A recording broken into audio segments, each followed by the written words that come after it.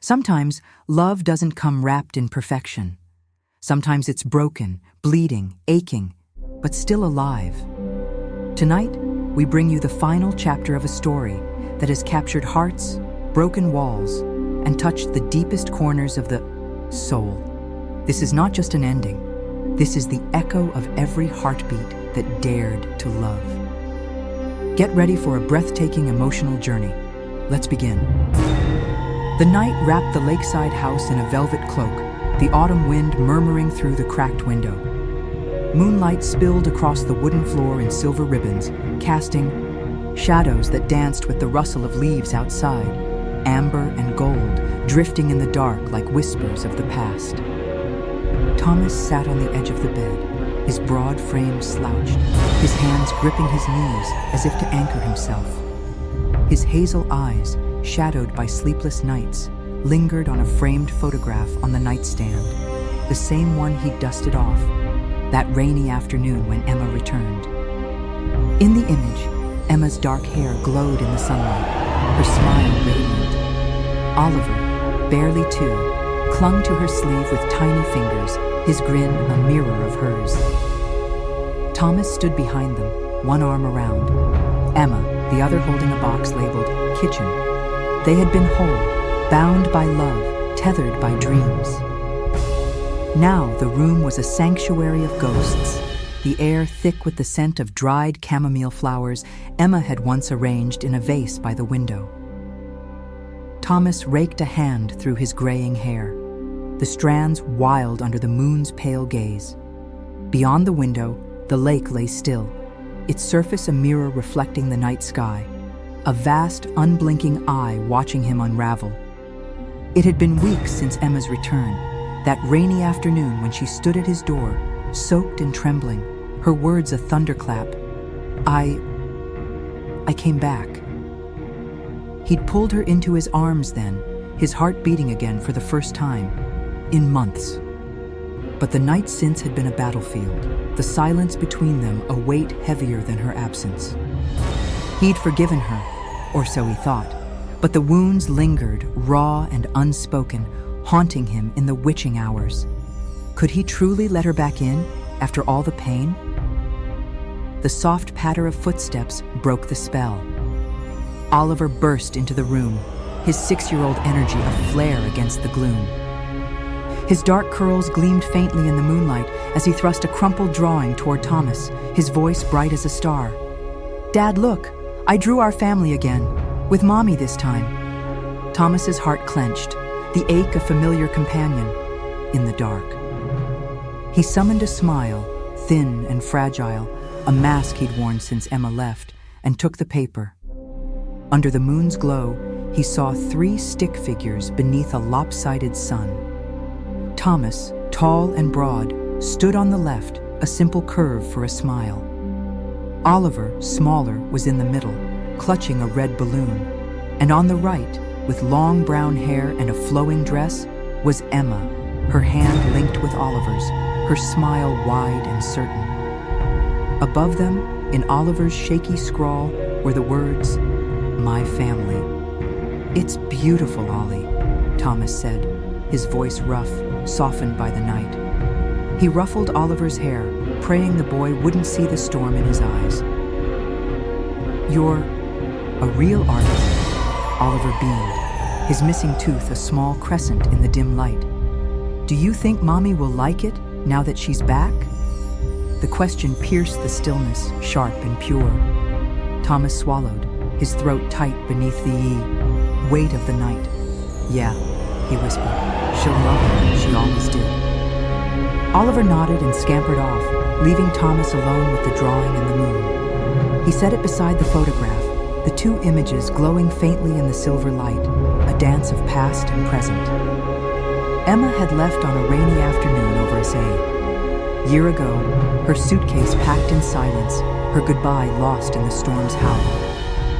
"I need to find myself," she'd said, her voice trembling like a leaf in the wind. "I can't breathe here anymore." She'd kissed Oliver's forehead, squeezed Thomas's hand, and slipped into the rain, leaving behind a house too big, a bed too empty, and a son who still called for her in his sleep. Her return had been a shock, a crack of lightning in the dark, but the storm within Thomas still raged. Under the moon's watchful eye, Thomas rose and stepped onto the porch. The air was cool, the lake a dark expanse shimmering with lunar whispers. A string of fairy lights, left over from a happier autumn, hung above the porch, their faint glow mingling with the moonlight. Pumpkins and hay bales, remnants of a fall festival, sat in the corner, their shadows soft in the night. Thomas sank into the old swing, its creak a lullaby to his restless soul. The night pressed close, wrapping him in its quiet embrace as he stared at the stars. He missed the Emma he'd known, the way she'd hum off-key while brewing chamomile tea, the way her laughter filled the house, the way her touch made everything right. He feared the Emma who'd returned, changed, shadowed by her own darkness, a stranger in a familiar skin. Have you ever struggled to let someone back into your heart, even after they returned? Share your midnight thoughts below. We're here to listen. The sky was a deep indigo, the moon high and full when Emma found him on the porch. She stepped out, her dark hair catching the lunar glow, her green eyes weary but soft. She wore a faded blue sweater, her hands tucked into the sleeves as if to steady them. She looked different, worn, humbled, but those eyes still held the longing he'd once drowned in. She sat beside him on the swing, the silence between them thick with unspoken things. I wandered for months, she said at last, her voice low, a confession to the night. Lost in cities where the lights never dimmed, in rooms where the shadows swallowed me whole. I thought leaving would free me, but it only buried me deeper. Every night, I'd lie awake, hearing Oliver's voice calling, "Mommy," feeling your hand in mine. The dark taught me what I'd lost, and what I'd give anything to have back. Thomas listened, the moon painting his face in silver and sorrow. Her words echoed the letters he'd written, unsent, tear-stained, hidden in a drawer. He wanted to believe her, to trust this Emma, forged anew in the crucible of night. But the past loomed, a specter in the shadows, the suitcase, the rain, the endless midnights alone. "I've been trying," he said finally, his voice rough as the night wind. "Since you came back, I've tried to let go of the hurt. But every time I look at you, I see the day you left. I see Oliver crying for you. I see the empty space you left behind." Emma nodded, tears glistening on her cheeks, catching the moonlight like fallen stars.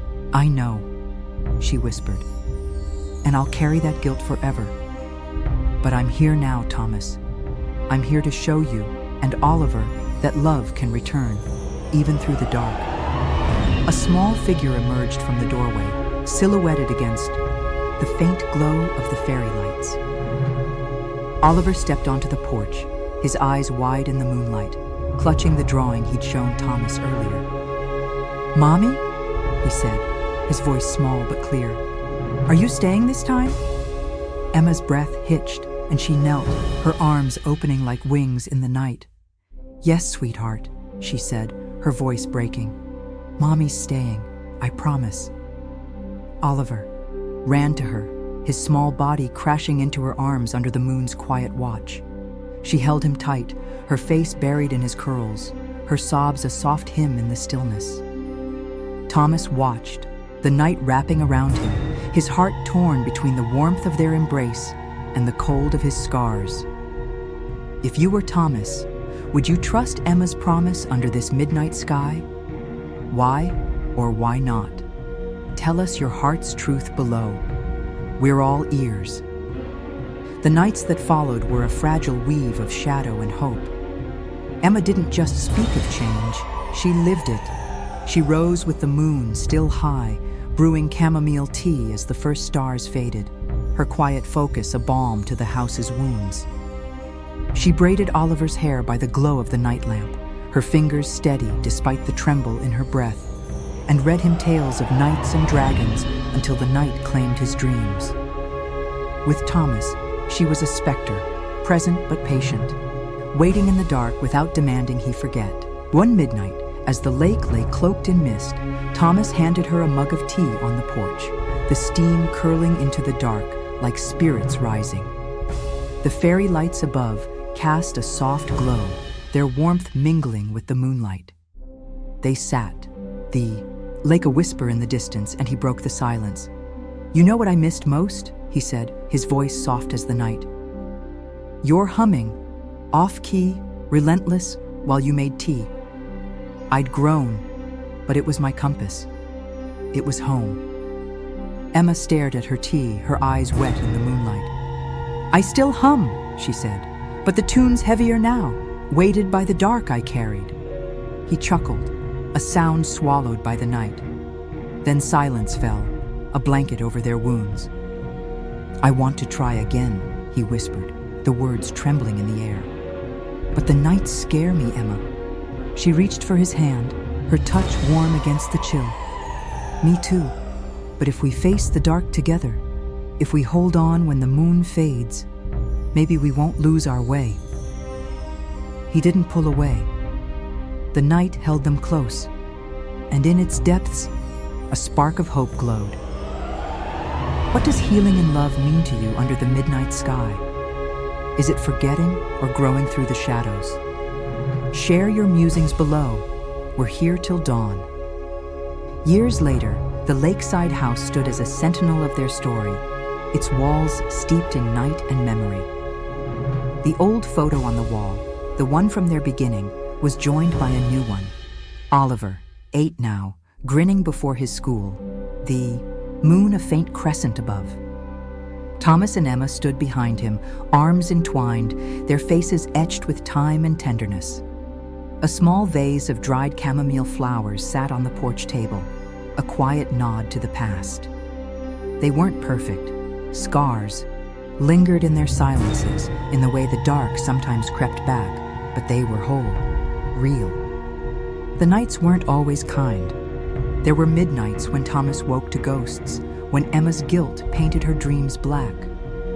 But they stayed, through the shadows, through the quiet, choosing each other as the stars turned. And that was enough. One final night, under a sky ablaze with constellations, Thomas and Emma stood on the porch, Oliver's laughter ringing from the yard like a bell in the dark. The fairy lights glowed softly, their light mingling with the moon's. Thomas squeezed her hand, and she squeezed back. No words, just the courage to stay. In the wind's hum and the lake's murmur, a melody lingered. Faint, flawed, but theirs. What will you carry from Thomas, Emma, and Oliver into your own midnight musings? Tell us below, and let's keep their story glowing. Subscribe if these nights speak to you, because love, like this channel, endures.